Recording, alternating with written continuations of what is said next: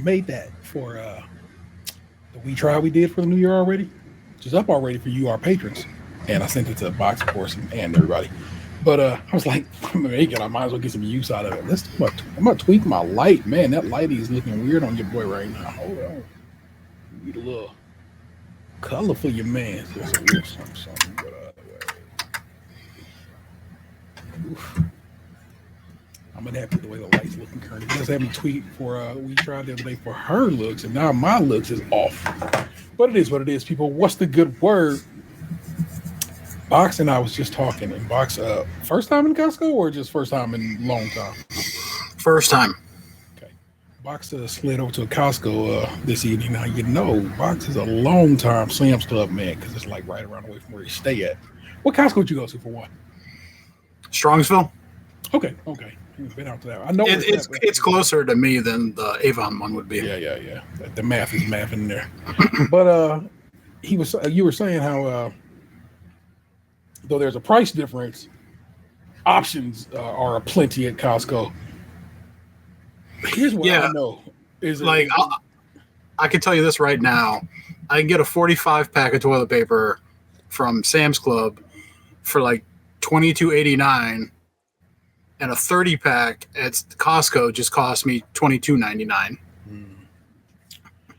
I mean, there's a reason they sell you a hot dog and a bev for $1.50, man. They try to do you right one way, but they're gonna get you another way. So that's just how it goes down in the old Costco. Can you buy gold at Sam's Club? I think so. I think it's like up by the electronics area. Yeah, so that's the one thing I always thought was wild, that they just bars of gold at Costco, and I didn't know if they had the same thing as Sam's Club. Yeah, I think they sell coins.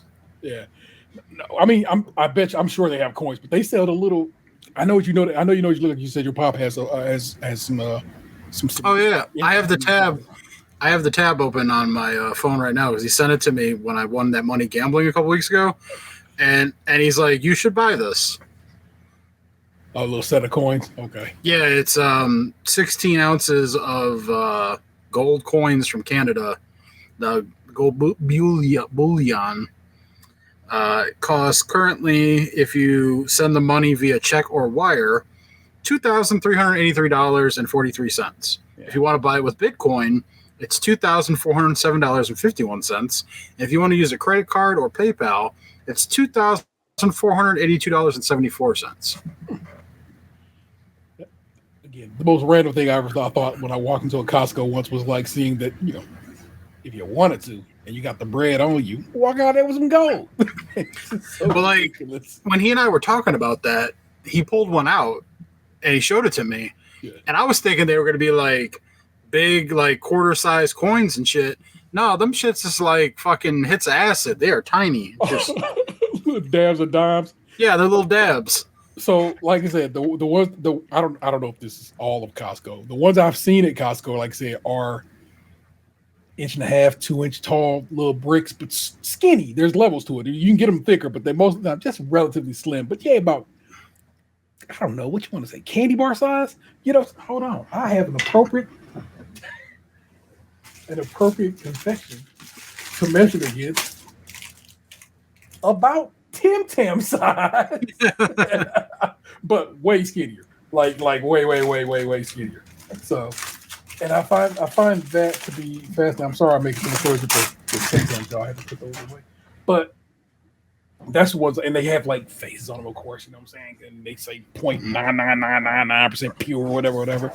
Gold is an interesting investment in that it's a long term. It seems to consistently go up in value. I rarely see gold falling off harshly. You know, every now and again, gold will shift one way or the other, but gold is one of the ones that have held it down. But also, I'm like, what the fuck am I gonna do with some gold? I have this conversation with my dad all the time. Like, I get it, you know, it holds value and it's what backs currencies and stuff, but like, in an apocalyptic situation, a gun would be more practical. Yeah, it's like I'm gonna trade gold for goods. I guess is that what I'm doing? I mean, yeah, I guess. Like, I'll tell you, like, my dad for the last couple of years has given me and my siblings like coins, like silver coins. Yeah. And this year he gave us these like gold dollars or whatever. They look like like plastic money, but they're like gold etched and shit. And so they're kind of like I forget what you call them, like Goldbacks or something like that. And then he gave us each a coin. Let me see if I can gold dollar. Oh, I'm definitely looking up Goldbacks. Yeah, I am also. Let's go. In fact, let's hit the Wikipedia before I actually go to their site. Goldback is a local currency in 5 and soon 6 U.S. states. And sold and marketed by Goldback Inc. in Utah. In 2019, one Goldback contained a thin layer of gold with a polymer coating equivalent to 1/1000th of an ounce. Goldbacks are shaped like regular currency notes but contain 24 karat gold. The gold is contained between 2 layers of clear polyester, which add artistic elements to the fractional gold bullion they contain. The term Goldback refers to each unit of the currency, and it's 1/1000th of an ounce of pure gold. The Goldbacks are sold in denominations of 1, 5, 10, 25, and 50, each containing proportionally larger amounts of gold. Goldback also announced in November 2024 that Goldback would be adding one half Goldback, a 2 Goldback, and a 100 Goldback to its line of currency. The currency is minted by Valaurum, a private mint. Valaurum uses vacuum deposit process to fuse gold together into thin sheets encased into a plastic film designed to hold the gold. More than $100 million worth of Goldbacks have been manufactured and circulated, although an up-to-date market cap is not published. The Utah Goldback was released in 2019 with a series of Nevada, New Hampshire, Wyoming, and South Dakota launching in 2020, 21, 22, and 23 respectively. The Florida series was announced in October 2024, which is set to be released on January 15th of 2025. The value. There's a list of Goldbacks which can be found on their homepage. The listed price can also be obtained as in an Android app. The manufacturer of Goldback does not directly sell Goldbacks. The Goldbacks are sold to distributors, which then sell to the public. The list price can fluctuate one day on weekdays and has a high correlation to the price of gold in dollars. Though there's a listed price, the cost varies widely when purchasing them on the open market. There are thousands of businesses that have listed as accepting Goldbacks, but they are free to set the value of the Goldback if they're stored. Meaning, you might think your Goldback has this valuation, but the reality of it is they are worth what that store says they are worth. Criticism. Some commenters have stated that one potential downside of the Goldback is the premium that each Goldback costs over the spot price of gold embedded within each note. Currently, the premium to gold price is around 100%. Are these cool? Are these? I mean, they look cool. Like, wow, these look neat. But are these fucking people over? I think they're meant to be like a more practical way of having like people aren't walking around like. Imagine a future where the dollar collapses, and trust me, I've had this talk with my dad a lot. Imagine a future where like the dollar collapses, right, and people just have like coins and bars of gold and shit. It's not really practical to like go to like the grocery store with a bar of gold. Like, how the fuck are you gonna, This is an easier way of having almost the equivalent of paper money to do day-to-day transactions. This is their thinking behind it. I'll have to show them to you next time you're over. Like they look and feel cool. Like they shine. They have like I said, like this like plasticky feel to them and shit. Yeah. So he gave us like each one of me and my siblings got like 5 of the ones, 1 5 and 1 10 or something like that. He told us it was like the equivalent of like $100 worth, and then he gave us each a coin or something. Like a gold coin. It was a gold peso. Huh. Who's peso? Do you know what country's peso? Mexico. Okay. I'm showing the viewer, if you're watching this, you can see kind of what these things look like. 1,000. Troy ounce of Good Fair Gold circulation in New Hampshire. So can I only use that in New Hampshire? Well, yes, that's the thing. Is like people would have to be willing to accept it. Okay. It's like in Parks and Rec when Ron Swanson tried to buy the postcard with an American dollar, and he's like, "I'm sorry, we don't accept American currency, sir." Of course you do. It's the most wonderful piece of paper in the world. Accept it. Very sorry, sir. I was mostly trying to talk about Costco and Sam's stuff, but we really did go down a gold shoot. I don't know what you want to call it. Yeah. It's fascinating. It was a gold rush.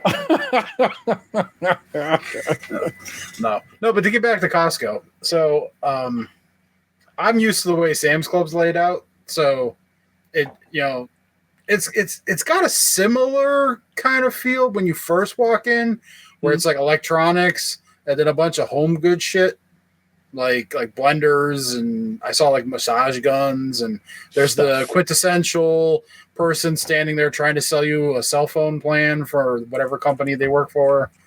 And then forgive me. Once in Sam's Club, once you get past that shit, it's like becomes like the home good stuff where it's like paper towels and toilet paper and baking items like spices and paper plates, shit like that.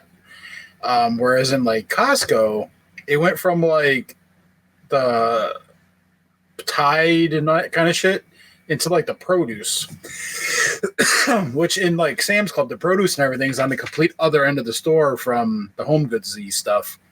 So it kind of like starts the store in reverse to what I'm used to. And then like in Sam's Club, the meat and stuff is next to the produce. In Costco, it's the same thing here, where it's like you walk through the produce and then you're in the meat area.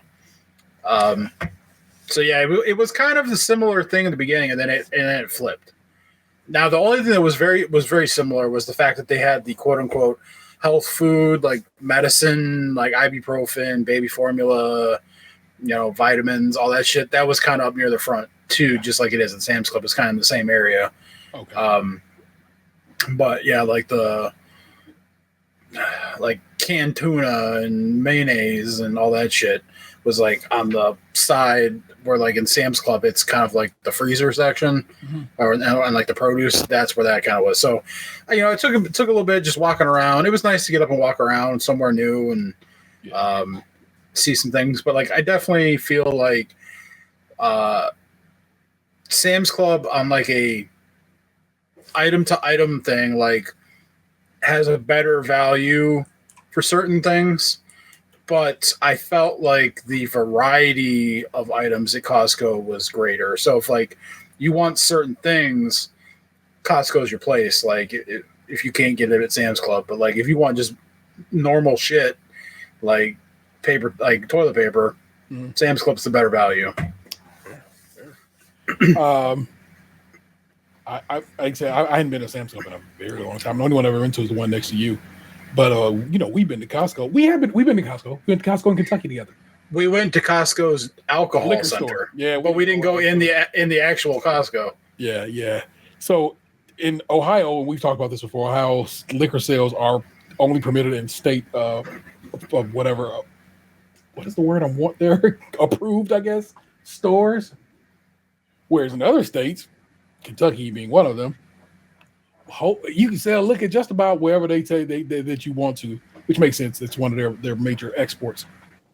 And we were down there for, was that when Aiden was with us, or is that when we was coming back from Tennessee?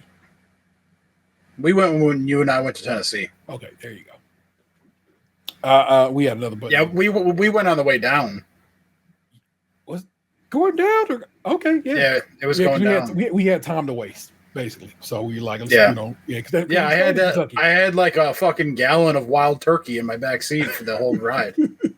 Yeah, because we stayed overnight in Kentucky because we had got by this time we had gotten grown and smart enough to know like don't try to drive straight through when you don't got to. Slow your roll. So we ended up staying overnight in Kentucky. We stayed at a very nice hotel there. That one downtown that had the open because of the COVID thing. Yeah. And because it was during the pandemic. Was it like the Paul Revere or something like that? No, but it is a name. The Revere. Yeah. No, the Revere is the one we stayed in Boston. That's when we stayed, and when we went to it had some sort of fancified name. Yeah, I'm gonna look up Louisville. That was one of my earlier trips where I first started watching Food Network on the road. Oh, Kentucky hotels. Let's just get a quick look downtown. No, but it did start with that letter. I feel like it wasn't the Grady, which is one I just saw, but I feel like it definitely started with a G. I remember it was like a block or so away from the Tasty Arena or whatever the fuck that place called. The Yum Brands arena where the Cardinals. Cardinals? What the fuck is Louisville's college's mascot? Oh yeah, they're the Cardinals. Yeah. Oh, I can't believe I got that right. The Omni? No, it wasn't an Omni. What's this one? Hotel Genevieve? Maybe. Like I said, I know it. I thought it had a G in it. But then, like I said, it's been like, 4 years. And who knows what, still exists. I wonder if I put like a picture up on Instagram. They emailed me for years. Be like, hey, you coming back to Louisville? Come kick it down here.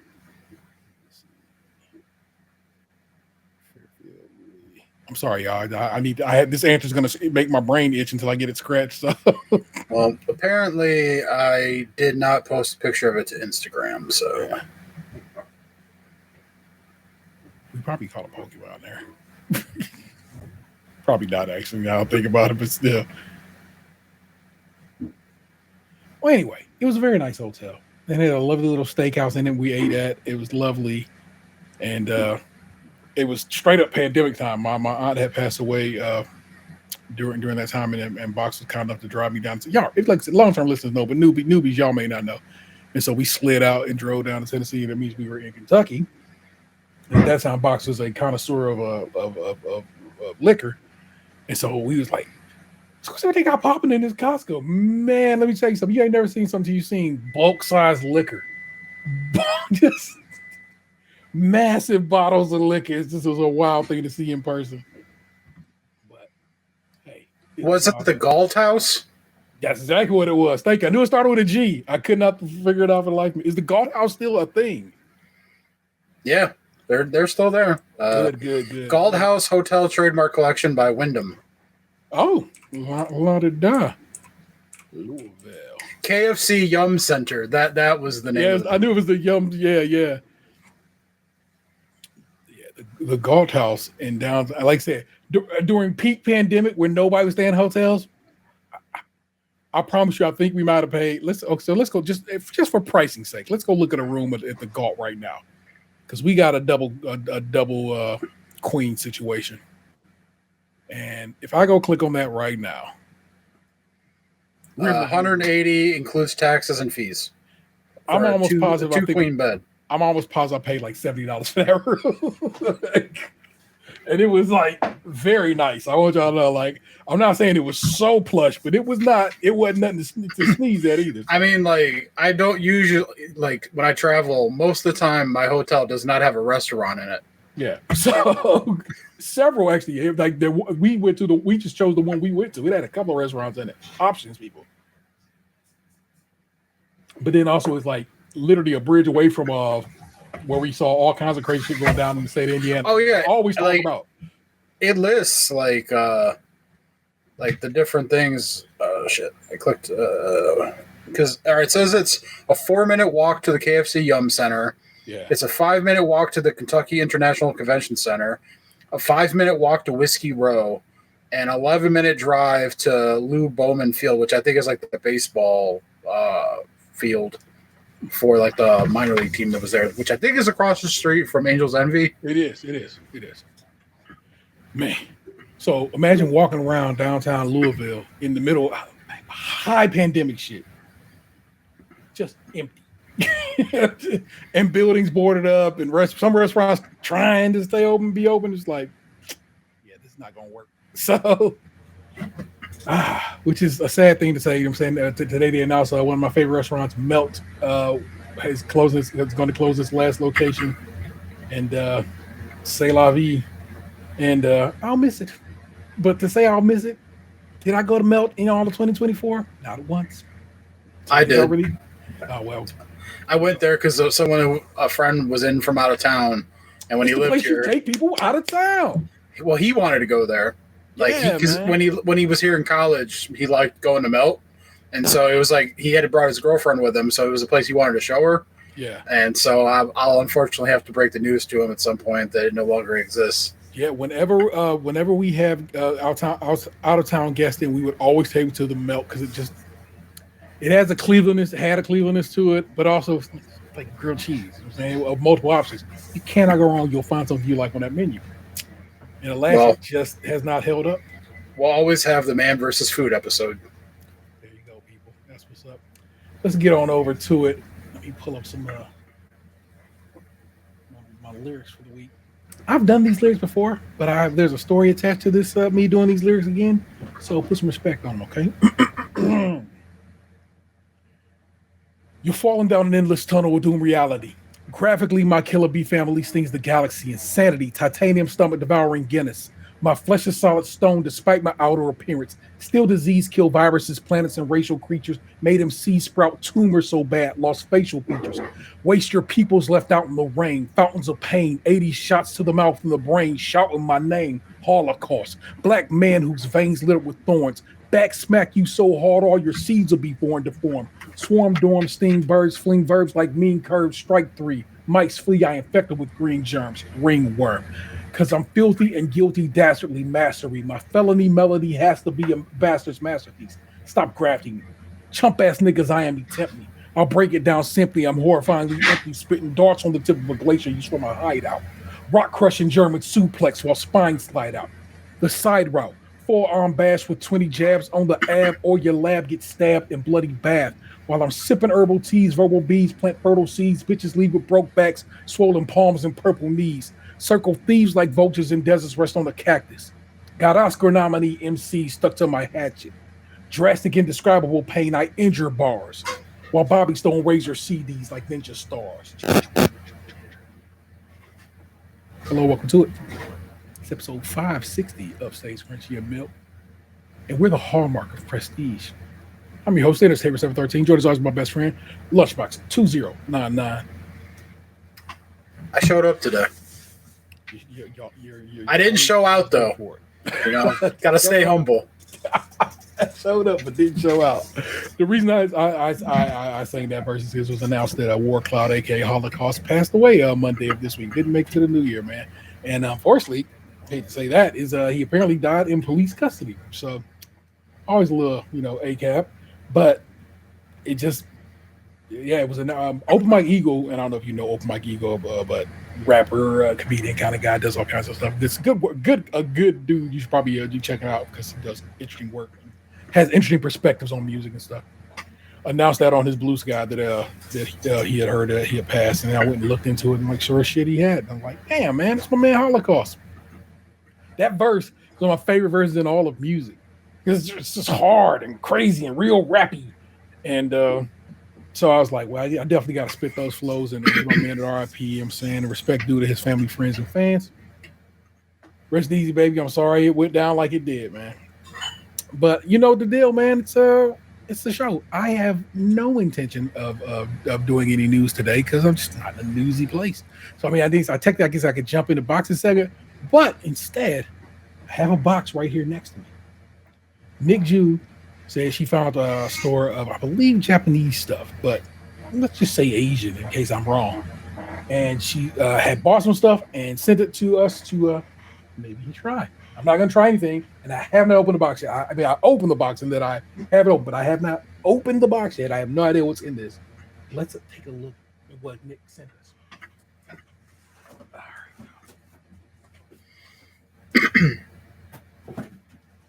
Everything looks like it made it safe, Nick. So dope. First we have milk roll cake. Looks like Twinkies. Yeah, if you will, like a Japanese Twinkie. As always, I keep telling y'all probably should be watching it. In fact, if you're listening on Spotify, all you have to do. What's beeping? Probably something in my house. Okay, My buddy's like, upstairs what? cooking. Okay, well, this is where you need to be watching the show, and if you're on Spotify, the video's right there. Just look at it. Hold your device up in front of your face. These are nacho cheese Doritos, but I'm telling you right now, as somebody who's had Doritos from around the world's Doritos are not like our Doritos. They're thicker. The triangle is more. I don't know. I wonder what that character is from. Same. It looks cool though, right?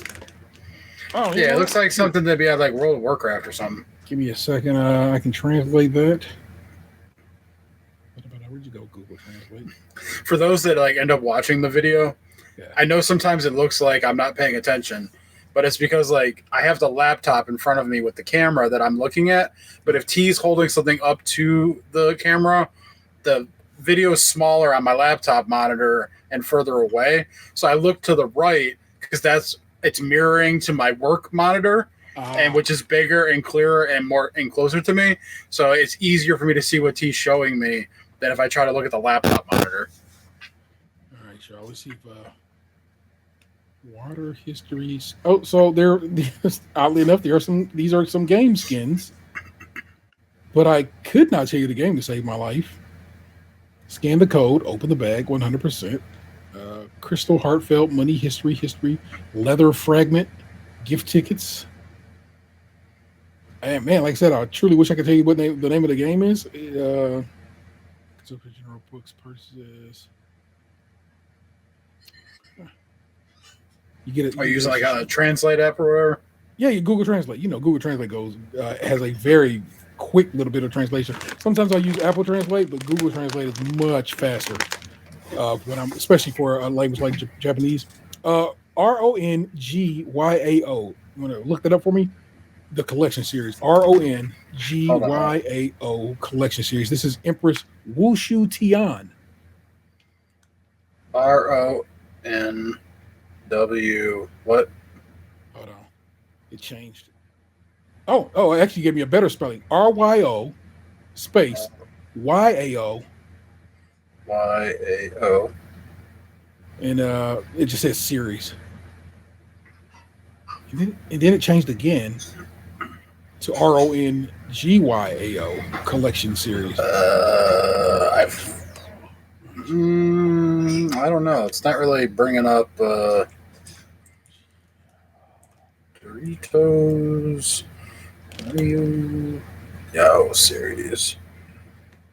Rio versus the Eater of Doritos? Is that what this is? I mean,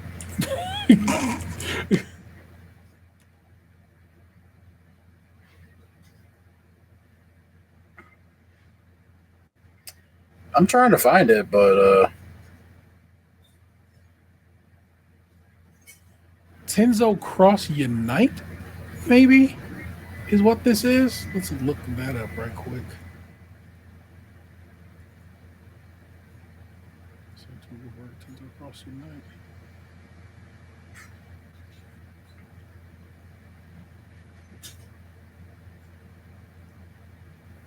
Might be a wiki page to it, so. What did it say her name was? Sorry, y'all. Now I gotta know. Far Away Heaven. Empress Wushu Tian. Let's look at Wushu Tian.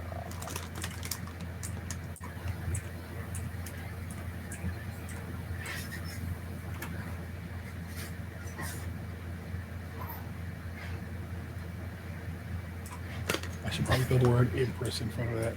Empress Wushu.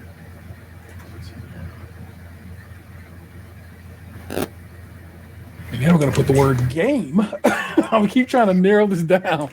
Yeah. It is not narrowing, y'all. Oh, here we go. Nah, that's not what she looks like, but game. Here, now put Doritos.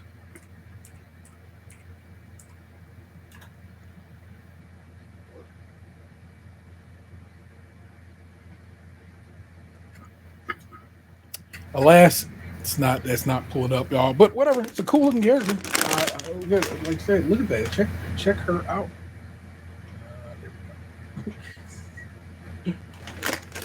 We only got 2 things in this bag before we got pulled asunder. That's because the brain is like, I need to know.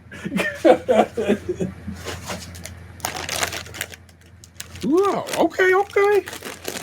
Roasted garlic oyster flavored Lay's. That holds. Now see what we've had experience eating Asian Lay's, and the problem is them bitches taste a little too real and sometimes make your tummy feel a little off.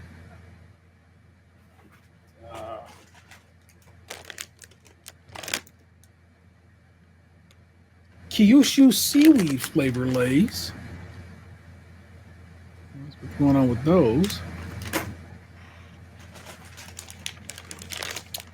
These are not translated. So hold on. I'm about to hit the translation on these myself, y'all. Oh, wait. It says yam crisp on the back of the bag, but come on, box. Does that look like a yam to you? That looks like a tomato. Thank you. Let's hit that with the translation. Give me a second. Pop. Chinese herb slices, rice field eggplant is what that says. Again, thin and brittle. Oh, bro, I love doing these translations. It is so fun. Of course, that just says Lay's. All right, yeah, but I'm telling you right now, the translation on here says Chinese herb slices, rice field eggplant. Now, here, I'll even do you a solid. I'll jump over to Apple Translate to see if anything's going on. No. Japanese camera. All right, here we go. Thin slices of pimlican. What the heck? Y'all, I can't help it. This is what it is to be me. Pimlican. I get a little ADHD on y'all. I got to have answers.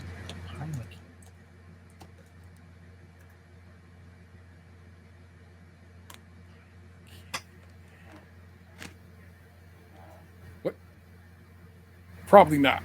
But that pot right there, see the kettle right there? Yeah. That's hot water. Just click that down. Right there. It'll be boiling here just a second. You'll be good to go. Yep. I have my kids' friends in the house, and they want to make ramen. When I typed in Pimlican, it was coming up as something. So it must, and what it came up as, it looked like the picture that first showed. So I feel like that actually might be pemmican. Okay, pemmican is a food that comes up. A mixture of tallow, dried meat, and some dried cherries. That don't look like what that's on the bag. I don't know, y'all. Eggplant is what that says. Even though the back of the bag says yams. Hold on. Still bored. Damn, Nick, you really put us on. Dars. It's just a type of chocolate bar. That's a nice looking package, though. Something about the Japanese and their use of font. Look at that, man. That's lovely. I like that. What fig? Is that a fig? A fig Oreo? Huh. That's pretty kick-ass. I saw a fake Oreo on Facebook yesterday. That was get you? It didn't get me, but I thought it would be actually a good Oreo if it was real. It was like white chocolate blueberry, and I was like, man, if that was real, that'd probably be pretty fucking good. Oh, it's a matcha cream, but a fig filling in there. So that could be a fun little vibe. Matcha fig says so in the English translation on the back, and that one is basically what the picture kind of gives that one. Oh, box, you ain't ready. Autumn Sweets Kit Kat. Oh man, That looks very fancy. It does. Also, at the same time, lightweight. Just a glance, spaghetti and meatball. Can you get that? All right, you can pick up on that. Perhaps spaghetti and meatball. This better analogy. Mont Blanc flavor, which probably means white chocolate. Chestnut is what's popping right there. A little chestnut cake kind of situation. Oh, no, it does say Mont Blanc cake, which must be a type of cake that chestnut is sitting atop. All right, last thing in the box. The OG classic Pocky. It's coconut Pocky, a personal favorite of your man's. Love Pocky. Love the coconut Pocky even more because it's got a nice little situation. But yeah, at some point I'll sit and eat all these and we'll talk about it. Again, I technically to it. Vanessa and I made January's We Tried already. We tried chicken nuggets and caviar. You might have come across a video of Rihanna doing that. And when I saw that video, I was like, that's crazy. And I sent it to Vanessa, and Vanessa was like, I'll do it. And I'm like, say less. Vanessa had we both gotten Amazon gift cards from her mom's boyfriend for Christmas. And so she used one of her Whole Foods to get a caviar. We didn't get the fanciest of caviars. We got a nice caviar. And we tried caviar on chicken nuggets. Box, it's absolutely fire. You know I'm touchy about what I eat. I'm a little bit hesitant to eat certain things, but I was like, we're going to do this. Going to do it for entertainment purposes. Delicious. Absolutely delicious. Fresh nugs. We went to McDonald's, got some fresh nugs. So, you know what I'm saying? Hooked it up. Creme fraiche, which is basically fancy sour cream, I want you to know. And the creme fraiche, as it turns out, wasn't even in Rihanna's video. For whatever reason, we just had mentally made that happen in our minds that we needed it. And so we tried it just straight nugs and caviar. Great. Tried it on a Bellini, which is technically just a little pancake. Not joking, silver dollar pancake. Imagine a silver dollar pancake, put caviar on it and creme fraiche. Boom. Fine. But a nug, creme fraiche, caviar, fire. Absolute fire.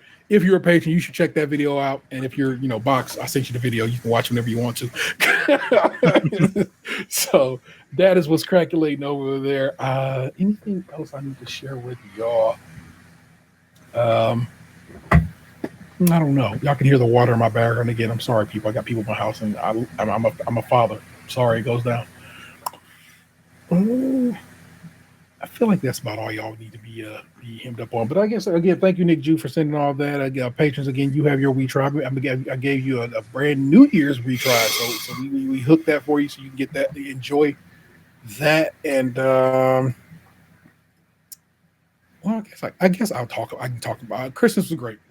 We hadn't recorded since the week before Christmas. So, and it was a delight. I ended up having 3 Christmases, which is far too many Christmases. We started here at my house, lovely, hanging out, opening things, and so forth. In fact, here I actually had this already pulled, so I can share the screen with y'all so y'all can see. I got this for Christmas. I've been such a good boy, and in fact, I built it the other day. And that's a Lego retro turntable that they are only giving away free if you spent $250 on Lego, and that wasn't gonna happen. So Vanessa found it on eBay and got it for me. Let's see if they're selling it yet, because like I said, it does have. I don't know. See how that price is checked out, because you can't get it. Because Lego is like, no, we're giving that away as a premium. Which is dope, but it also means it's basically valued about $30, and I think Vanessa ended up having to pay $50 for it. So that's about the eBay markup that you expect for that kind of thing, especially for Lego. Lego's value is like gold's value; it maintains. It really does. So that's what's popping with that. I got a pair of Transformers Converse that got for me, and she personalized them so it just says my name on the back of them in Cybertronian. Pretty dope. So that is what when I of course I got a gift card from Vanessa's mom's boyfriend, and I used that to buy Beyonce's Cowboy Carter on vinyl. I didn't have it on vinyl yet, and Amazon was selling it at a price I was willing to pay, and like I said, I had a gift card, so boom, that into it. So hook that up, and that is basically what Santa brought around here. But like I said, started Christmas here at our house. Lovely. Went to Vanessa's sister's house for Christmas with her father.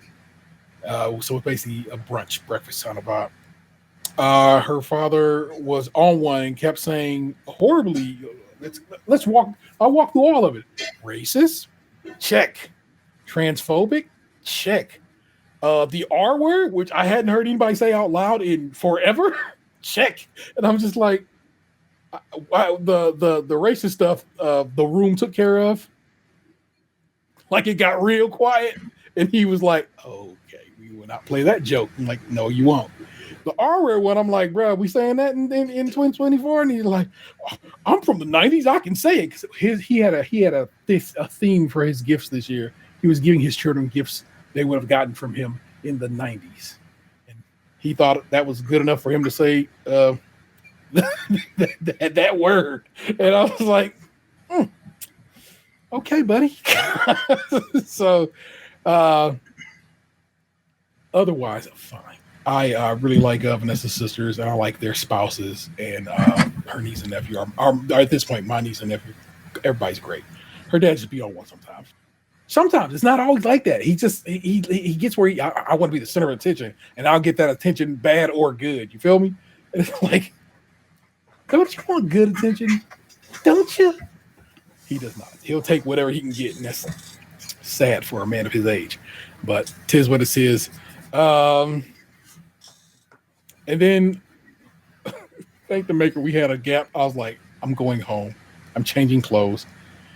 And we'll go to your mom's. So Vanessa came home, took a nap. Did I play Indiana Jones? I don't know what I did. I think I just chilled. I think I just sat down and chilled out. I think I might have edited because we had an episode that had to go up the next day after Christmas. And I think that's exactly what I did. I think I sat and edited that episode. And then we went to her mom's house, vibey, because it's like her grandparents, who I love. And then her aunt and uncle were there already. Her mom's there, and despite us going late because we had talked about it with her sisters, like, I ain't going over there till like 5:30. We still beat everybody there because of course we did. So similar thing happened to me on Christmas. Yeah, and at that point, Xander, Lee, and Xander's lady split off from us because they had to go to their great aunt's house, their mom's aunt's house for Christmas over there. So my kids ended up with 4 Christmases. So I can't really complain about the 3 I had to work through. And so it was just me and Ness initially, and then like I said at the end, we took Lee back with us home. But yeah, it was just. It was a lot. It was a lot, y'all, and sometimes it's too much. It's why I kind of like to say. It's why I end up keeping Thanksgiving to myself because I cannot deal with that much stuff popping off. So, here I told you I would hook this up for you here in the new year, which is exactly what I did in those 30 minutes. I told you, give me 30 minutes. Was me fixing this intro. It's time for a little. It's like the Wonder Years where like you got me like playing in the front yard by a white picket fence, and then like me looking lovingly into like my crush's eyes as I kiss for the first time, and then all of a sudden I'm getting on a boat to war.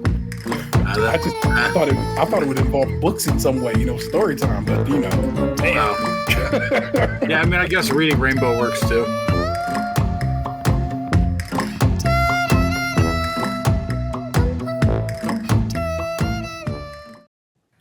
got you more action-packed opening than just the fence that had been there. And I got you an actual boat. And if you look in the background, there's a submarine in the background of that actual video footage, and not that weird video gamey Warhammer, whatever we said there. I feel like I just watched like your version of the Notebook. I mean, you directed that. That's your writing. Your writing in my vision. So that was the first draft. You know that came off the top of the dome. Well, go on. What was your Christmas like, or anything else you care to share? My Christmas was I basically just went to my dad's 2 days in a row. Like I haven't even heard from my mom in weeks. I assume they did something somewhere, but I wasn't there. So I texted her a picture of one of the kittens a couple weeks ago, and she never said nothing back. So I was like, all right, well, cool. So I went to my dad's on Christmas Eve, and we had dinner, and I took over the cookies that I got when I was out with you and Anthony, and we played like some. My stepmom basically almost like combined bingo with beer pong. So we played like a Christmas game. Okay. She did this thing where like she made up bingo boards and had like cut out pictures of like Christmas themed things like Buddy the Elf and Frosty and candy canes and Christmas ornaments and shit like that, you know. And then she put the pictures into like muffin tins. Okay. And then we tried to like bounce ping pong balls into the muffin tins, and when you like got one in, you flipped over the picture, and you either got a prize or you got like whatever the back of the thing said, like you could like throw again, or you got 2 prizes, you know, whatever. Yeah. And then like whatever picture you got out of the muffin tin, that was the space on the bingo board. Okay. So if you got bingo, you got to go get a prize off the prize stack too. So yeah, we did that. Just hung out, chilled with my family for a few hours, and then I came home and like I was supposed to go over there like the next morning for like we were gonna do our Christmas exchange as a family.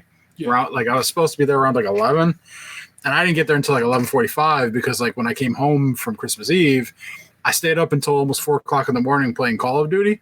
Yeah. So I slept in a little late and didn't get like a quick start in the morning. So I got there about like 11:45, and I was worried that like they were gonna be like waiting on me and shit. But like I should have known better. It's my family. Because we were all supposed to get, like I said, exchange gifts, but also like it was like we were gonna do breakfast. Like my sister was supposed to bring over like a sausage, biscuits and gravy casserole kind of deal. Yeah. So like I get there like 11:45. And I'm thinking, fuck, I'm late. They're all probably waiting on me or whatever. I'm like, whatever. So I get there, and like no one's there. It's just like my dad and my brother. Like my stepmom's not even home, and I'm like, what the fuck? I'm like, y'all told me this was starting like at 11, at like maybe even by 10, and I'm like, it's almost noon, and no one's here. Yeah. So then it's like I guess like my sister was having something was going on with my sister and her fiance, and there was I don't know. My stepmom had to go mediate or something, and my other sister, had a headache, so she wasn't sure if she was going to come. And I was just like, man, this is like Christmas. So like we can't keep the chaos together for one day. But they managed to all pull it together, and my sisters all showed up, and we ate breakfast at about 2 o'clock in the afternoon. I can feel that. I mean, it was not good for someone who was hungry and their tirzepatide shot had worn off, and but I snacked on a couple Christmas cookies in the meantime, so I got through it. I cannot believe that your sister would call her mama to come mediate a problem with her man. That's wild. Oh, dude, my younger sister is quick to call. I was there last night getting my tirzepatide shot. Yeah. And they needed a jump, and they called. Like my parents dipped out. I ended up leaving my parents' house early yesterday after I got my injection because it was like, all right, well, we got to go save your sister from a dead car battery. So I lent them my jumper cables, and off they rode. She calls like every time I'm there. Like I'll be having a conversation with my stepmom, and it's always like interrupted by my sister calling about something. Like it's like you could like set your clock to it. There's so many times where like I'm in the middle of a story and I have to stop talking just so I can answer the phone. I don't understand why you'd answer your phone if you're in the middle of a conversation either. None of this holds water with your boy. I'm bothered by this on several levels, but family be doing what family do, I guess, man. Because no. Somewhere in there, I dropped a macaroni and cheese off of Box's house, which is a wild thing. Only a wild thing because Box has tenants who are also my people. So I called one of them, and he's like, "Don't answer." And I'm like, "That's weird." But then he called me right back, and he's like, "Oh no, I'm not home at my parents' house." I'm like, "Oh shit, bro, I'm sorry, man. I was just seeing if anybody was at home." He goes, "There's nobody there," and I'm like, "Nobody's answering the door." So then I call other tenant and doesn't answer, and I'm like, so then I call Box, and then Box comes back. But in the midst of that, somewhere, first tenant was like, "Just check the door, see if it's open." And sure as shit, the door was open. So I just walk in the house, and I was like, "I'm just gonna drop this off." But I'm like, I'm like, I don't want to scare nobody. You know what I'm saying? I'm like, "Hey, yo, anybody here?" And then tenant 2, who I called, who didn't answer the phone, pops out like, "Oh, hey man, what's going on, man?" "Oh, I'm sorry, bro. I'm over here doing whatever I was doing, but not answering the damn phone." And then as I'm putting the food down, I'm like, "Hey man, just tell Box I dropped this off. And I'm putting it on. I'm setting it on the stove." And just as I set on the stove, Box calls. She's like, "Hey, what's going on?" I go, "Oh man, they just told me you weren't here. Worry not." He goes, "You know you got a key to my house?" I'm like, "It's literally in my pocket right now." "Yes, I have a key to your house. I could have gotten this key. I could have gotten this house without even asking anybody anything. But that would require me to remember that I have a key to Dan's house on my fucking keys, and I did not." But I got a mac and cheese over to my man's for his consumption and so forth. So that also went down in the Christmas. That was Christmas Eve. That was definitely Christmas Eve when I did that. I was like, because I told Box, me and Box hung out that with Ant the weekend before that, and I told Box, I was like, "I'm gonna come through on Christmas Eve," and he was like, "Oh," he goes, "This is a surprise to me. What you coming through?" I'm like, "I'm coming over Christmas Eve at some point, man." And so he got him. You know, now that I think about it, did I give you a key to the new lock or the old lock? Nigga, you know I don't know. So, yeah, I don't remember either. Like we'll have to check that one day. Because I wish we could compare notes, but let's see. Yeah, like I don't know, because like we did switch out the locks like a year and a half ago, and so you may have the key to the old door or old door handle. Very good. Well, like I said, I feel like I don't know, but I feel like you gave it to me after you switched locks out. Yeah, I might have, because I had like a couple made. Yeah, and like I think I gave one to my mom, and I think I gave one to you, but I don't remember. If not, I'll get more made. Fair enough. But yeah. But yeah, like so Christmas, I went over there, and my sister eventually showed up with the breakfast food, and we exchanged gifts and everything. And then my stepmom called her mom to push back dinner like an hour or so because of the late start with everything else. Yeah. And then like my sister has dogs, and like part of the issue now too is they got a third dog recently, a puppy, and so like they bring the dogs over sometimes in these like family functions. Mm-hmm. So like when after like we did the gift exchange breakfast, they left to go back to their house to like make cheesy potatoes for dinner. Yeah. And to get the dogs and bring the dogs over. And like I'm not a dog person, like I don't hate dogs. But like in a household, dogs are way more chaotic than cats. And so imagine like a 90-pound golden retriever running around with a puppy, and like, I don't know what the dog breed Ruby is. It's like a collie or something like that. And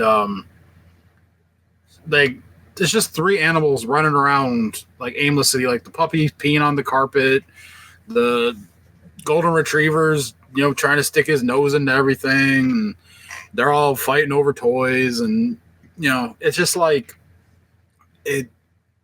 I'm not trying to be sour because like it's not my thing. So I try my best to just be patient because it's like, you know, I just gotta get through it for a little while.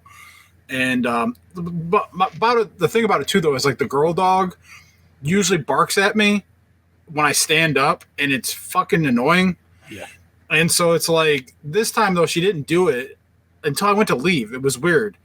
Like usually, like when I'm standing up, like even if I'm nowhere near, like if I'm in the kitchen, like getting a plate of food, and she sees me, she just run over. I'm like, what the fuck? But like this time, she was chill. Like she saw me standing up multiple times, nothing. Just like was just like, all right, you're cool. And then the moment I went to leave because like, you know, I was tired. Like like I said, I stayed up until after 4 o'clock in the morning playing Call of Duty, and then like I had to work the next day. Like, you know, the rest of my family was like off or like, you know, they're retired or whatever. Like I had to get up for work the next morning. So I dipped out while they were still opening gifts with my step grandmother. Like, I didn't have time to wait around to see her watch her open up everything. So I got my tirzepatide shot, grabbed some to-go food, and I hit the dusty trail. Yeah, about 9 p.m. I hit the dusty trail.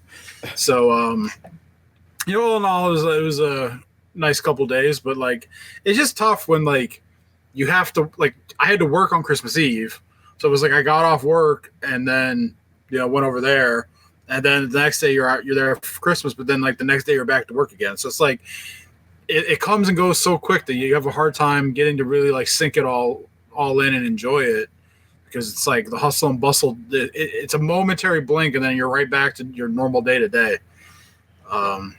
I honestly think I want to take it off this year.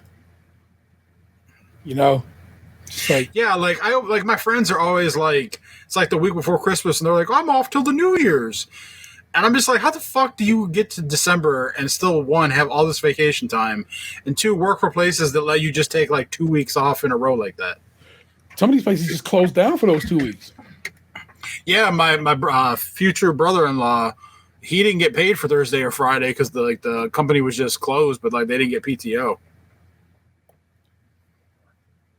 Yeah. If I take off, if I could hold my days, the Christmas is on a Thursday this year, so you got a Friday. You know what I'm saying? So that's a 4-day, and then you know I could just take off the first 3 of the next week, and then I'm off New Year's Day, and so that would end up being 1, 2, 3, 4. 5 days total that I would have taken off, but also, you know, we'll see. Yeah, we'll see if I can hold on till 5 to the end of the year. But when that comes as an option, I might just see if I can take those off. Yeah, like I didn't get Thanksgiving or Christmas this year. Same. And I didn't have Christmas. I haven't had Christmas in years. Yeah, same. And so I just don't know if I'll be able to hold out because like my friend couple weeks ago when we were bowling was talking to me about like going somewhere for my 40th birthday this year. Yeah. And you know, I might want to take like a week for that. Yeah. And I don't know if I could hold, you know, a week and a half more beyond that week, like all the way till December. Like I get itchy. Like I'm already thinking I have a doctor's appointment next Friday. Yeah. And I'm already thinking about taking the Friday before Martin Luther King Day just for a 4-day weekend. Like we're like 1 day into the new calendar year, and I'm already thinking about burning 2 days. I already snagged Martin Luther King Day. Facts. I would say just get that Friday after Christmas, just the one, and then that's a 4-day. So how about at least that? That's one. Yeah. I would like to, in theory, do like Christmas to New Year's, just because I've never gotten to do it. Yeah. And so I would like to. I like to see what all the hubbub is about, like being able to enjoy the holidays and not have to worry about work. Yeah. Just once, you know. Just once, people. Just once. That's all I'm asking for. But the thing about it though is, it's like work usually is more relaxed during those times because a lot of the places are closed or like. Yeah. You know, only working half days and shit, and so many people are off. Like, you don't get bothered as much. Yeah. But I still probably would like to be able to just enjoy the holidays relaxingly for at least one time. I think I'm gonna try to do at least, like I said, at least Christmas, and maybe if I can hold on some days a little more. We'll see how it all plays out. I had requested the 17th off before finding out my kid has a doctor's appointment on the 17th, so that all worked out. And then, of course, that's like I said, that's the day before Martin Luther King Day, so that gives me my 4-day. Fuck yeah! And of course, I got the next Friday off because Vanessa's birthday is coming around on the 13th.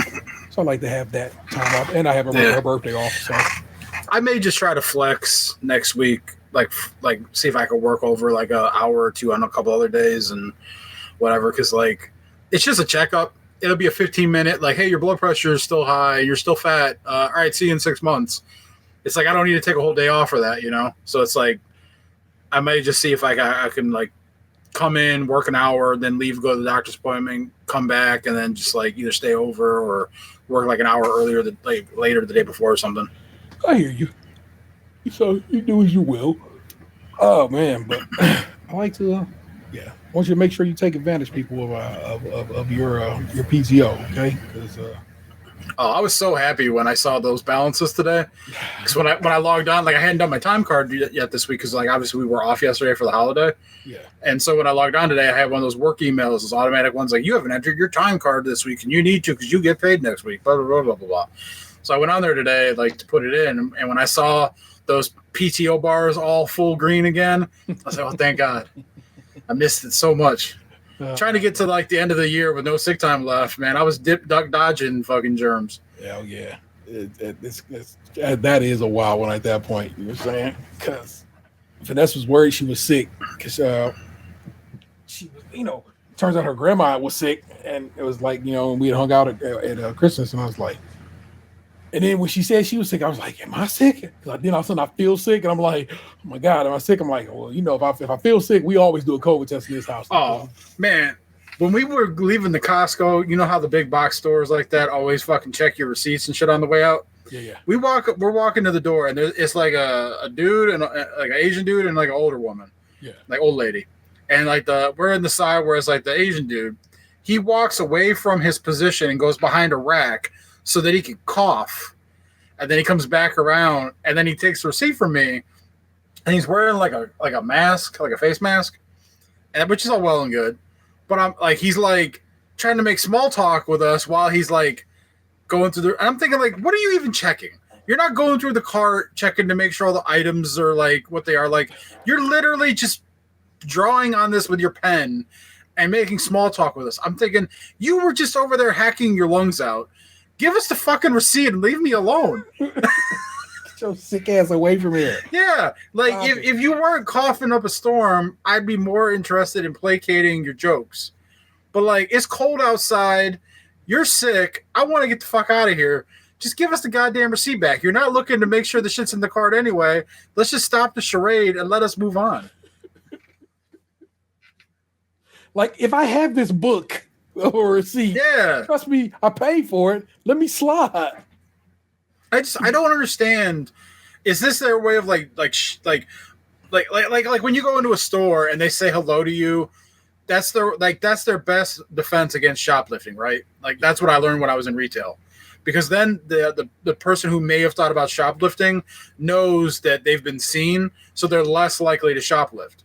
So is this like people are less likely to try and sneak items through the checkout if they think that you're going to check the receipt at the door on the way out? Because there's so many times that I walk through there, and unless I only have like 8 things in the fucking cart, those people are not going through and sifting through $400 worth of merchandise to make sure every piece of item was scanned into the goddamn checkout line. For sure.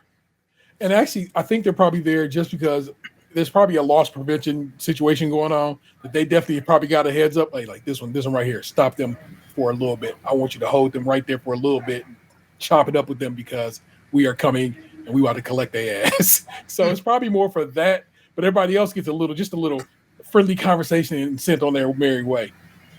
But yeah, don't steal a bar of gold from Costco. You might get ran up. Yeah, and it's like Costco's got the membership card scanner when you walk in. Yeah, but like Sam's Club just got a person standing there that makes you flash the card. They don't even look at the card. I can flash them like a library card, and they're like, "All right, you're good." Yeah, it's right here. Like Magic Man. That's wild. That's crazy, man. I'm glad you had a reasonable Christmas. I find your family weird, but I find my family weird in its own way too. not family weird. It's just dogs and calling your mama when you get into a fight with your partner. That just leads to y'all not being partners that long. That's a problem waiting to happen in your long-term relationship. It wasn't a fight. It was. They didn't even tell. She wouldn't even tell us the actual like materials per se. Mm-hmm. They were just arguing about something. She put it that it's something all couples argue about, but it was just like they're mid-20s people. Like my sister literally just graduated college. Yeah. And it's like, they've taken. This is the thing about the dog that we don't all get. Is like you literally just graduated college, and I know I guess I'm kind of shit talking my sister right now, which I probably shouldn't do. But I'm not saying we're shit talking. It's an explanation of the situation to me. Yeah, thank you, and I thank you for it. I couldn't believe when I heard that they got a third dog, and I say that because like they're so busy as it is already. Like my brother-in-law works like a weird hybrid shift where it's like he works in between like second and third or some shit. So, and then like my sister just graduated college and she's looking for like full-time employment in her career field of physical therapy. So it's like, you guys already aren't going to be home for the two dogs that you have most of the time. And now you're going to take on a third dog. So now you have another animal that's like going to be alone a lot of the time. Yeah. In addition to now you have increased costs of having to feed and house this thing. And so it's like, this just doesn't seem like a wise decision. Like, I get it. You like dogs and shit, but like, you got two. You have two already. Why? Like, yeah, you don't need a third. Like, I get it. It was a good deal. It was a purebred puppy at a good price. But like, sometimes you just got to pass on a deal, even if it is a good deal. Not all good deals is good. It's not my house. It's not my relationship. There you go. It's not my finances. They're my family, but at the end of the day, they got to live their lives and make their mistakes and live their truths. And, as long as they're not hurting anybody, live your life, make it work. Fair. Man, it's wild out here, people. Let's see. Told you about Christmas, told you about whatever. You're relatively caught up on my existence at this point, people. You need no extra. We outside. We doing the damn thing. You know what it is, bro. How long you been doing this? Man, an hour already. That's impressive. It didn't feel like we did an hour already. But let me hit y'all with a little bit of this.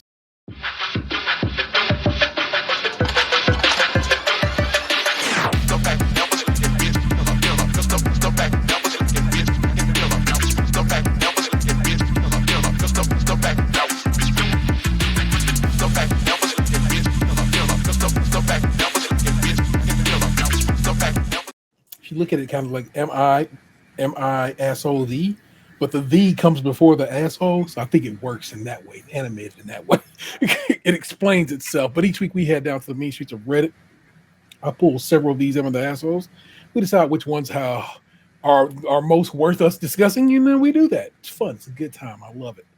I got 3 pulled this week, Box. Let's see what 2 out of these 3 speak to you the loudest. It's a dog one. Here's one that's like it's like I knew. Am I the asshole for getting my dog fixed without my wife's permission? Am I the asshole for telling my mom there's a reason my sister stopped talking to her? It's a fire with Jesus. And this was I think we're probably going to be doing this because it's a holiday. Once we probably end up having to knock this one out. Am I the asshole for ignoring my family after they excluded me from Christmas again?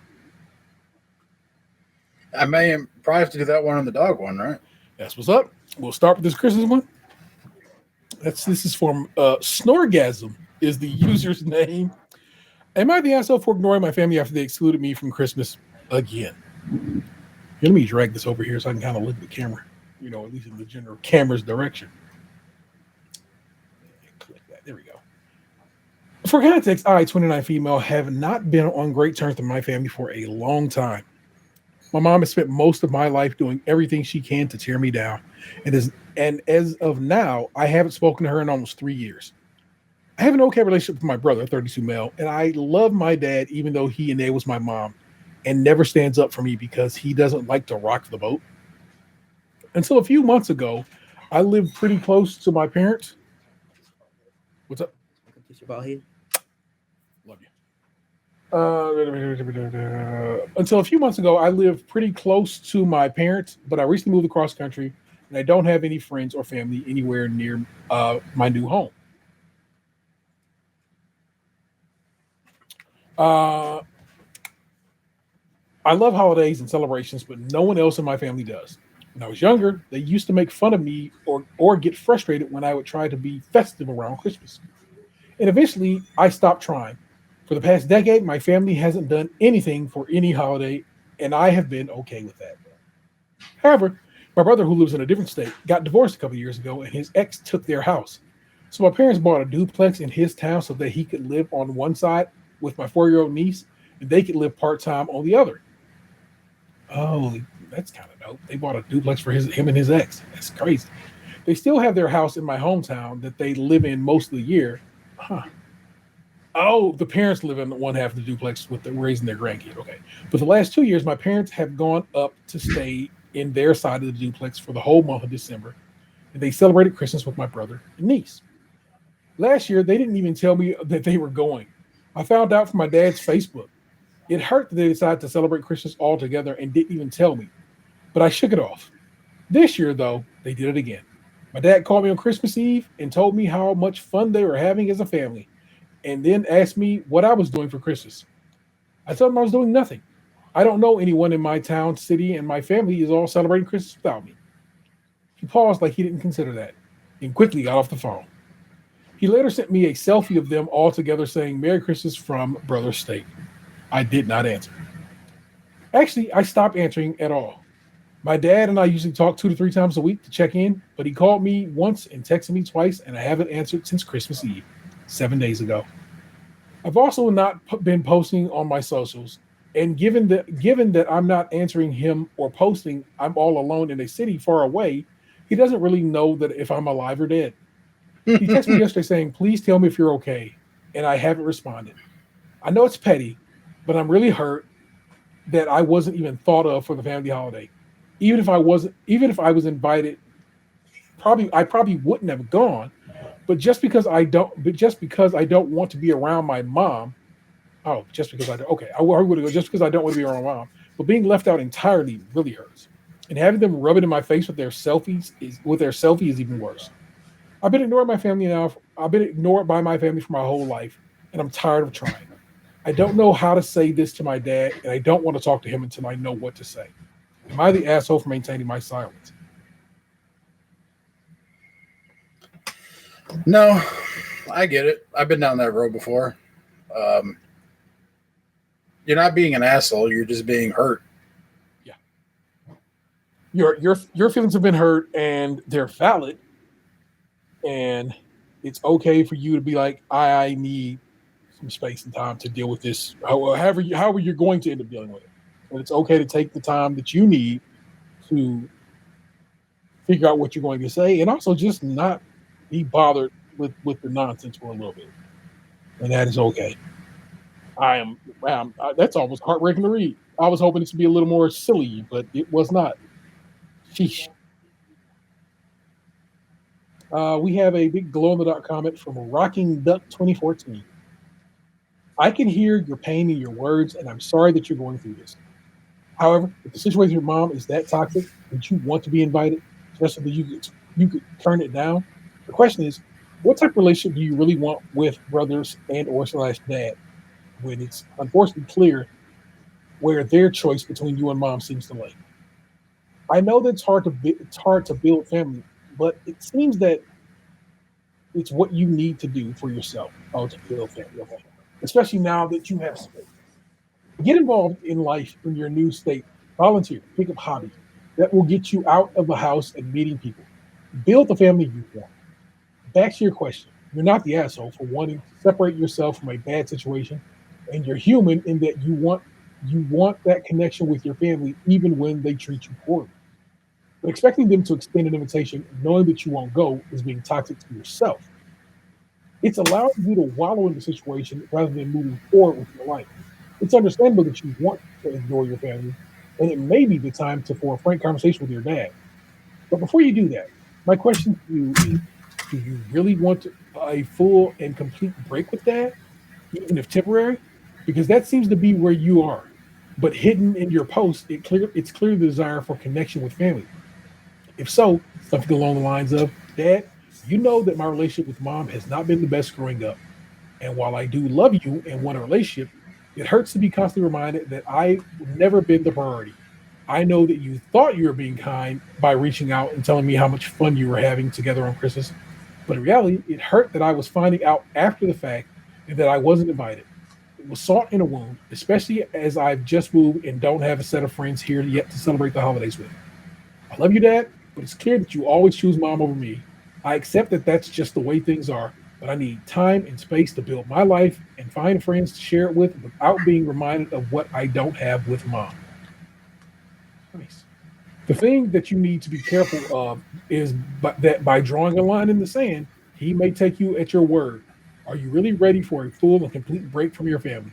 If not, you need to temper whatever message you send to him with a clear expectation of what kind of contact that you do want. I'm open to checking in with you every couple of months, or I look forward to being in touch for birthdays. I wish you well as you navigate this challenge, and I hope you find the new family that you need. Bruh, set that bitch on fire. Rocking Duck 2014. Well done, sir. Or madam. I never know. I always think sir because Reddit seems like a dude's hood hangout, but you know what I mean. I actually want to click this username to see if she commented anywhere. Comments.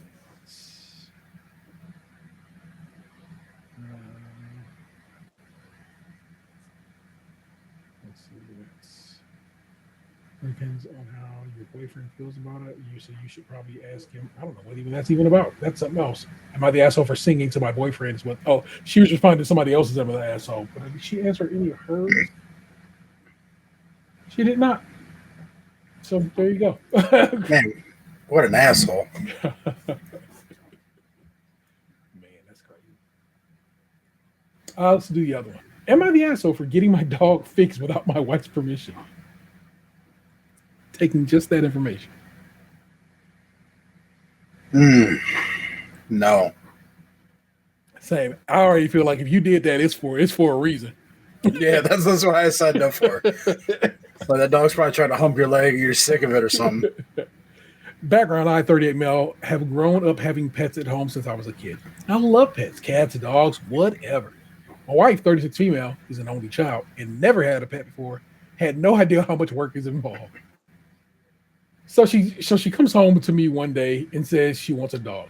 She's easily influenced by friends or coworkers and sometimes gets an idea in her head and acts irrationally on it. I tried explaining how much work it involves, and she agrees she will take care of the dog. She's often in multiple group chats online and joined one about Japanese Akitas before watching the movie Hachi, A Dog's Tale. I suggested a smaller breed as her first pet to make it easier because Akitas are known to have strong personalities and be more for experienced dog owners. I work construction and have long hours between March to December. Then I have a couple of months off. We get the dog in December as a puppy. We take him to dog parks and he socializes well. Then COVID hits and he grows full size with little interaction with other dogs. When I walk he constantly pulls toward other dogs. And when he gets close, if he feels even a little challenged, he turns aggressive. To the point when I walk him, I let other dog owners know he is not dog friendly. Across the street, when seeing other dogs, etc. My wife never walks him because he is a large breed dog and she can't handle if he pulls. I've taken him to obedience training and he walks great aside from when he sees another dog. I talked to her about getting him fixed to reduce the testosterone, etc. She refused because she wanted to try breeding him. We waited until he was almost 2 years old. We tried breeding, which was a lot of extra work on my part. She basically just met up with the people, and I had the female dog dropped in my lap for a week to look after as well as our own dog. The breeding didn't go well, and the female dog didn't make it. Like, what did the dog die? That's what that sounds like, right? Did he like eat that dog? I don't know what happened there, y'all. We let the other family keep the two puppies that made it. Oh, wow. The dog did die. Man, okay. I revisit the idea of having our dog fixed. She refuses because she wants to breed him again. At this point, I love my dog, but I didn't want the extra work involved in breeding. So I had him fixed. She's upset because I didn't listen to her. I explained how I have basically been taking care of him by myself. She always has an excuse to not walk him, etc. It's been a couple of months now, and she's still upset about it. I walk him, and he doesn't pull toward other dogs. And when he gets close, he is not aggressive and just smells them. Am I the asshole who fixed him after attempting to breed him like she wanted? No, because it's your dog and not hers. Nobody, despite her trying to say it is. It's kind of like Debo and the bicycle. Like it'll be like it's both of ours. Just keep it in your house. No, it's your dog, and you wisely got that dog fixed to get its aggression down, and it seemingly has worked. You're good. Your wife being weird about it is your wife being weird. If she was taking care of that dog better, or at all for the matter, I guess she could have a little say. But she's not. Yeah. Does she want a pet or a fucking breeding business? Yeah, it's actually just gross to me, and I don't like that. That a dog died and you're hoeing out your dog. Like, man, I get it. It's nature and people do that shit, but like, it feels weird to me that you go get a pet and you're like, we go hoe him out. Yeah, so that's not get in there, Scruffy. Get you some. Like, sir, I'm good. I'm all right. And then you got to watch over like the female dog for the client. Like, what kind of shit is that? Now you're running a fucking dog Airbnb. I was going to do a dog brothel, but I like yours. Yours seems a little cleaner. Dog brothel's nice. Fair enough. I'll write it down. But yeah, man, uncool that your wife got you on the got you and this dog on the stroll. And it's kind of it definitely is nonsense. Let's check out some of the responses. Not the asshole. If it's never ever a mistake or wrong to alter a dog to prevent breeding. Take her to an animal shelter. Show her the Akitas and Huskies and Pitties lined up waiting for euthanasia. Show her how overcrowded the shelters are. Don't make big plans about it. Just find one near you and pop in. No warning. Showing her the consequence of dogs that are bred indiscriminately. And Akitas are defensive guard dogs. They're mean and aggressive even when they're sterilized and require constant vigilance and attention. They were bred to fight and defend. They do not play well with others, sadly. They require an experienced dog handler always. I never knew that. I like the notion of a Shiba Inu, but I don't also ever want another dog again for right now. I say that ever, but that ever could go away sooner than later. Who knows? I saw so 2024 was everybody and their mama's pets passing away. It was like every week somebody posted like, oh, my dog died, my cat died, my fish died, whatever. It was crazy. But one that touched me in particular was Max Scoville, who's a producer over at IGN, and I've been following his work forever, had a dog, Peppers, a little Pomeranian. Peppers was just so cool, and Peppers was everywhere in such a part of Max's life. And because I have this parasocial relationship with Max, I love Peppers too. And then one day, Max posted a story that their back door, or the pet door, I guess was their bet was whatever. And their neighbor's dog came in their house and attacked and killed Peppers. And I'm like, you got me all the way fucked up. I was so sad. Just died. The notion of Peppers that died, sad. But Peppers being mauled to death, worse. In his own home, yeah. Yeah. But on Christmas, Max's wife, Jen, got a new Pom. They named him Truffle. And it was a surprise to Max. So she's filming when Max walks in the house, and there's a box. This is like the day after Christmas, I think, is when they got it or whatever, when Jen got it. And so they walk in the house, and with them there, they have like a toddler. And Max is like, as it hits him, and he basically falls to the floor in tears. And then he gets the dog. It's like, who's this? And they, what I'm saying, Jen tells him it's Truffle and so forth and so on. It's just it's like both. It lifts your spirits a little bit that happiness can exist as somebody who lost their pet, recently. But also, it's like, God, damn, it hits you in your fucking your chops. And he's like, oh, that's that pain and that mixed with that happiness. I'm saying you are, as a person who just recently, step back in the pet ownership game. I don't like owner as a word either about when it comes to pets. I don't like pet parent either because that don't feel right. But you know what I mean. How did it feel to be back at that after this long time? Does it feel? Oh, they don't fuck with me. You told me that. Yeah, like everything that I thought might go wrong with it is going wrong. They spend almost their entire time with my buddy rather than me. Like the one cat won't even come in my room, like if I'm in there, and then the other one will come in sometimes, play on the floor, and leave. Like the black one sleeps with him. She don't fuck with me at all. I told her today, I'm like, you keep fucking around, I'm gonna send your ass back to Cleveland. like I might as well not even have gotten them for companionship because they don't fuck like the Tortie likes me, but like not enough to like lay with me or nothing. She'll come over, she'll let me pet her, she'll play with the lazy light, she likes her toys and shit. She'll talk to me like if she's in the cat tree, she'll let me pet her and shit.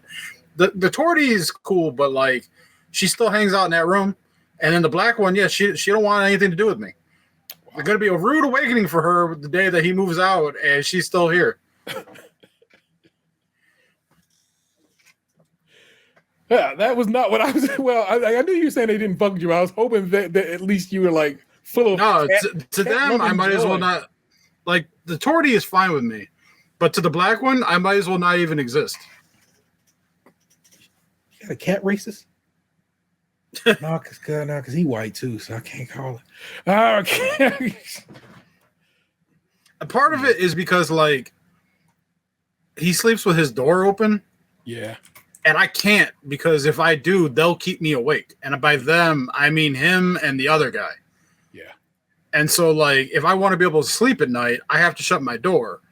So at night, his door is the only one open. They go in there.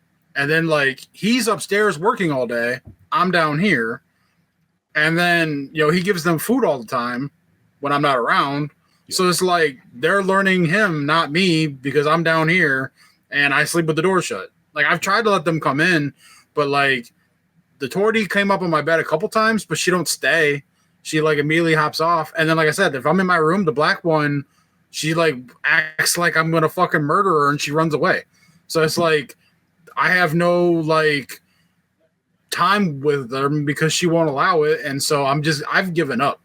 I've, like, washed my hands of the situation. Like, I'm not about to try and fucking, like, charm some kitten into fucking liking me. So she's gonna bond to him, and then the day he moves out and she's still here, she'll deal with the changes. Like, it is what it is. I'm nothing further will I do. Fair. Jesus Christ. That absolutely sucks. I'm sorry. I was hoping you had. Yeah, it was the reason why I avoided doing these last like 2.5 years. Yeah, is because this exact situation is what I thought would happen, and it has. Yeah. Damn. Well, there you go. I ain't getting no pet no time soon. I can promise you that. If ever again. Like I said, I honestly said I would never get a pet again, and I don't know. We'll see if I hold by that for the time being. But that was this week's Am I the Assholes. Hope you like me do them all the time. It's a fun time to do them. Every time I do one that I end up seeing on TikTok, I have to laugh. I'm like, we did that on our show. I'm either angry or I'm amused. I don't know what to tell you, people. So it depends on what my mood is at that particular day. Like, things be biting my style. But let's hook you up with what our entertainment recommendations for the week, and then we'll slide on out of here. Box, what you been watching, playing, reading, listening to? I finished Bosch Legacy. Well, at least to the point the new season comes out in like May or something. So you're caught up. I am currently caught up on all things Bosch. I think that's all I really watched because that was a lot of episodes. That and one basketball. Like I watched the Cavs. Yeah. I actually was on that Scream East we discussed when I was watching the. Oh man, my other one that became my main Yeah. went down the other day. The dude, whoever ran it, put up like they took the page down and said they were like taking a break and they didn't know if they were coming back. Ah, damn. I was like, damn, you had so much better quality and like your shit didn't drop out like Stream East does. Stream East does. The Laker game actually played pretty smooth, but the game I watched before that was very hiccupy. So you are correct. That is a service that needs a stronger internet backbone. It's probably just some dude's house in a fiber connection. So I get that why it wouldn't be running proper. You said you back in these Call of Duty streets. What about Marvel Rivals? You still on that? I have not played Marvel Rivals because with all my friends off for Christmas, they were all playing Call of Duty all the time. And so, and Call of Duty had double XP for weapons and leveling. Through, I think it ended today. Okay. It was like basically from Christmas to New Year's. Yeah. So I was working through, leveling up guns and unlocking camos and prestiging up. Like I went up 2 prestige levels in the last week.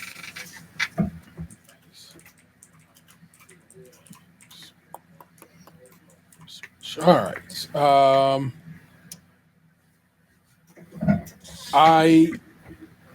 Since we've been gone, I watched the finale of Shrinking, season 2. Finale of Shrinking. That's the one sad thing about me not being here the day that you brought that food is that I didn't get Apple TV from you. Oh shit! Well, again, we'll get to it. I cried so hard on that episode that I gave myself a headache. I've been there.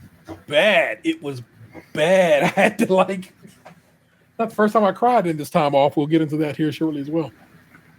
But it was a powerful ass episode. I know it's weird to say it like that, but it really kind of was. And it's like I think you'll very much enjoy season 2 of Shrinking. What If is back. All the episodes are available. I've only watched the first. Did we watch 2? I feel like we watched 2. Yeah, we did. We watched the first 2 episodes of What If. It's great. I love it. I love comic booky shit, and that's a fun series to watch, and it's really well animated. And they bring almost all the actors back to do VO, so it's all everybody you know and love who are from the MCU doing VO in this cartoon. So it's a delight. You should check it out. I'll watch it, but I don't like the concept of it. That's okay. I know, I'm just giving my opinion. It's like when I see they do all the Venomized characters where it's like Venomized Iron Man. I don't like that shit. Yeah, I get that. I don't want to see Venomized Captain America and Venomized Thor. I don't like Venom's Venom. Stop fucking crossing the streams for merchandise sales. Fair.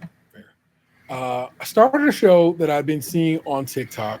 It's called Laid. It's on Peacock, and the concept is this woman, people she has slept with are dying.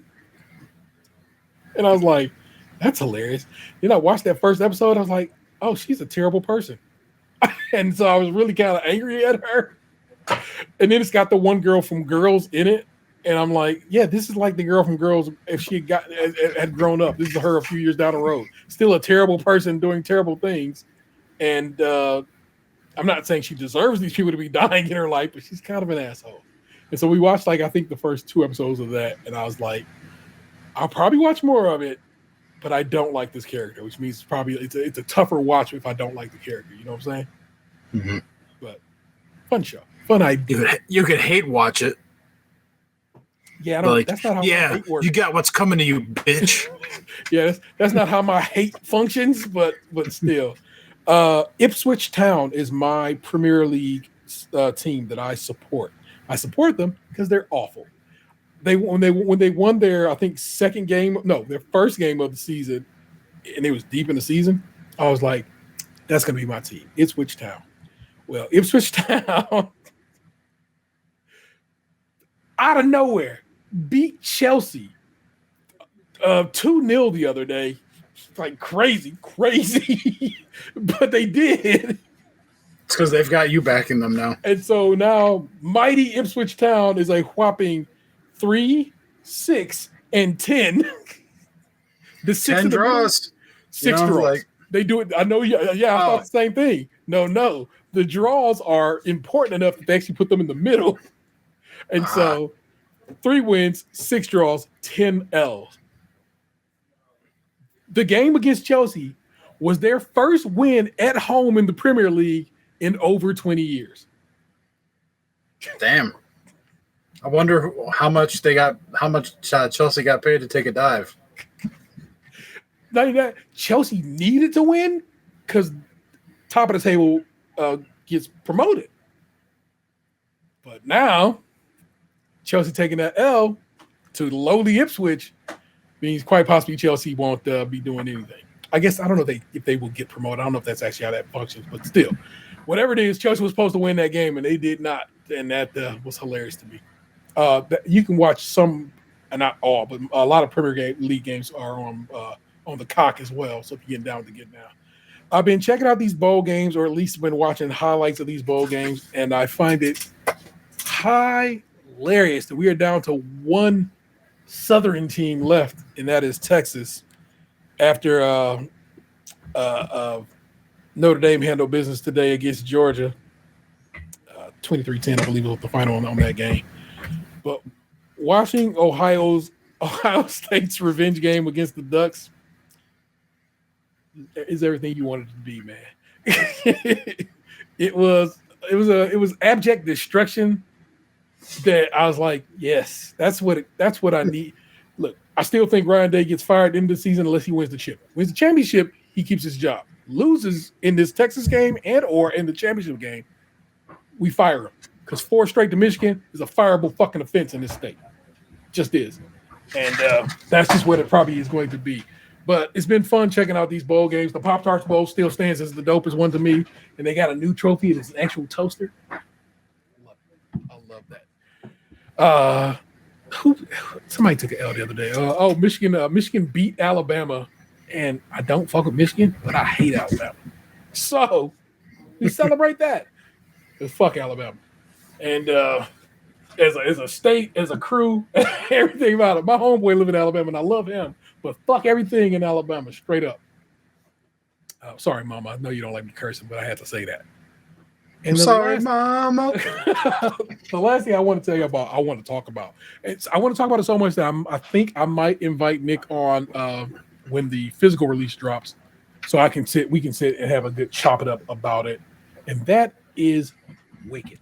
Finally got in queue early enough to buy tickets so I could sit where I like to sit in a theater and see Wicked. We went to Phoenix Theater at Great Northern Mall in the Dolby Atmos heated seats of theater 10. Even if you don't know now, you do.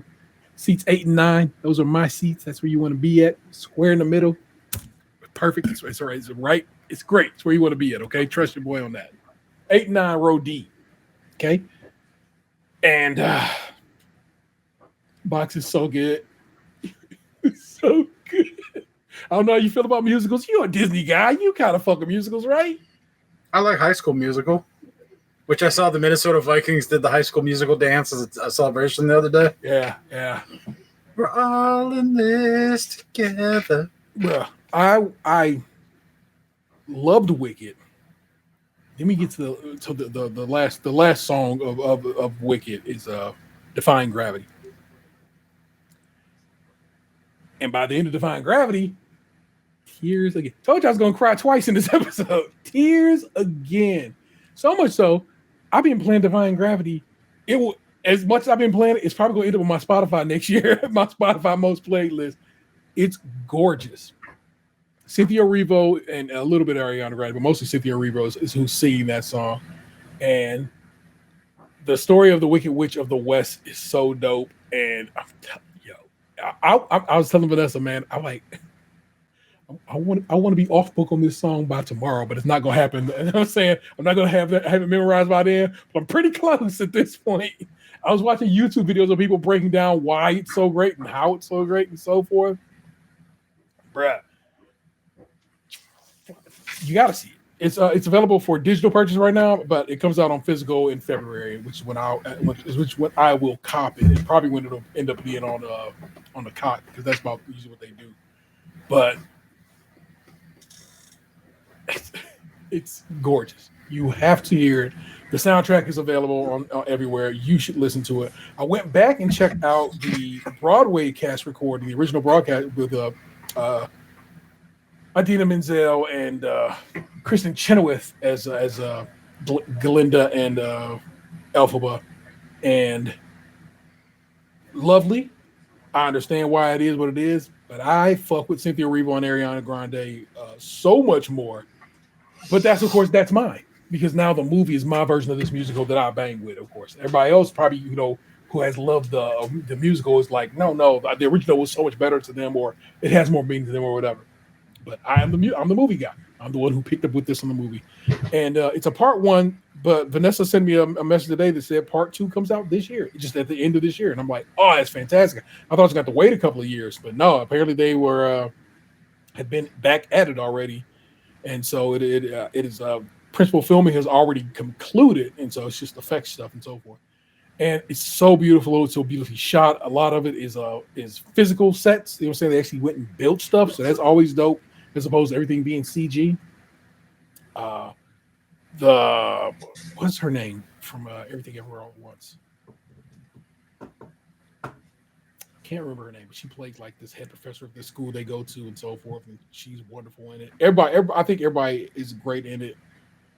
It was really, really great, and I would tell you, go see it in the theaters while you can. It's just something about seeing a movie like that on the big screen that really is worth the money. And of course, that theater is you pay matinee prices, and it's already a cheap theater.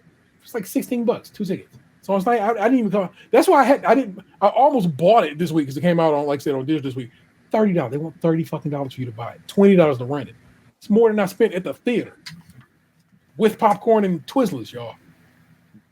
So, I just tell you, I'm like I said, I'll buy it when it comes out on 4K here in February. I'm very excited for it, and I will probably buy the fanciest version I can find of it, because now this stands as probably what is. I'm not gonna say it is now a new, but it is like a new favorite. You know what I'm saying? It's something I really, really enjoy. Like I said, the soundtrack is you can listen to it if nothing else. Pop that up and give Defying Gravity Cynthia.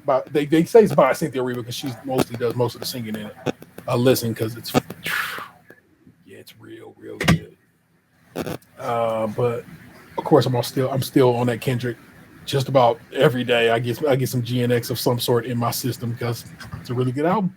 So that's what I've been watching, listening to, and I'm still playing, and I'm having a good time with Indiana Jones and the Great Circle. I'm in Egypt, digging around there, trying to find stuff. So a good time to be had in that regard. But that's the deal, y'all. Please rate, review, subscribe, and share the show wherever possible. If you have ever thought, hey, I like those guys, and they probably need help keeping the lights and the brights on, well, that's true. And if you want to support us, we have a Patreon. Remember, at the $5 tier, get extra content each month and early access to new shows. And in fact, they got, like I said, January 1st of this year, I gave them a brand new We Tried, where I told you what we tried, and it's a fun video. You could be getting down with the get down if you were so inclined. There's merch over at tpublic.com/user stage Crunchy and Milk, all one word. Crunchy, of course, being spelled with K. You know what it is.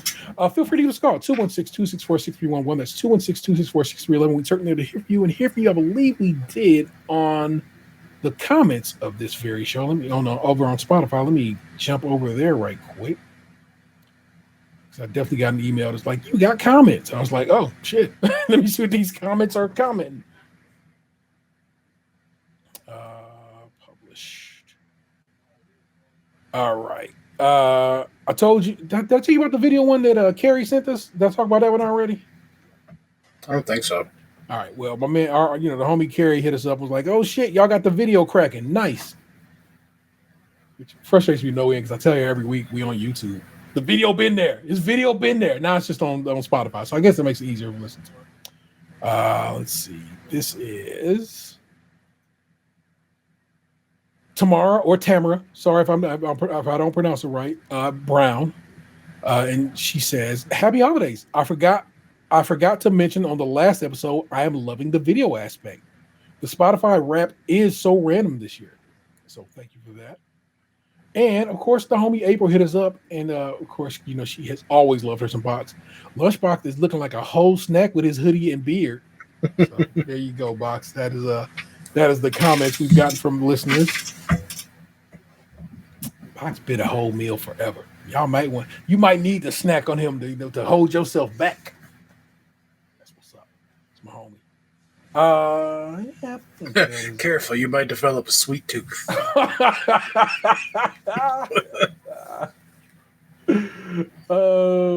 Yeah, that's everything. Like I said, we have phone number 216-264-6311. That's 216-264-6311. Feel free to hit us up. That's what's popping. Our missing man is the 216's own Tatum. We got to hang out with him a couple weeks back. Him and the fresh baby, and it was lovely to see him because it's been fucking forever. Still had that new baby smell. Hell yeah, it did. So we got to hang out with that baby, and he was just all vibes, just chill. I love a chill baby, y'all. Love babies, but a baby that's just like, I'm down. That's right. I love even more. I'm over here like, what am I saying? I'm leaving the show is what I'm doing. That is, of course, I'm telling you right now, the 216's own Lunchbox 2099. You spell it capital T, capital H, capital E. If you didn't know, now you do, okay? The Ohio State. I'm the Internet Table 713. Don't make me push into traffic. We'll do it again next time, y'all. Peace. What happened to your ass? It used to be beautiful.